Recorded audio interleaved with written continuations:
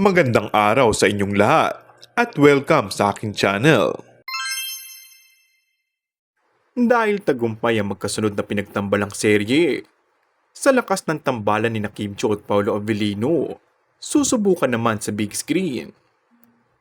Ngayong araw ay ibinalita ng publicity head ng Dreamscape Entertainment na tuloy na ang kauna-unahang pelikula ni Kim Chiu at Paolo Avellino. Finally, ay magbabalik na rin sa big screen si Kim Chiu na magkakaroon ng panibagong project under Star Cinema.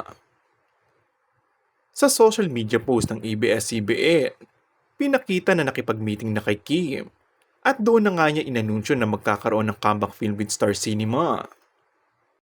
At sa wakas, natupad na rin ang kahilingan ng mga fans na sana ay sa big screen project nito ay si Paolo Avellino ang makapareha. Kaya't ang inaabangan ay kung maibabalik ni Kim ang sigla ng mga sinihan, lalo na't nangako ang fans niya na susuportahan nila ang movie nito. Matumbasan sana kaya ang blockbuster movie ni Kat at Alden at Maran at ni Ding Dong.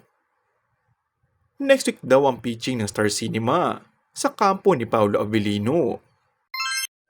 And that's all for our today's video.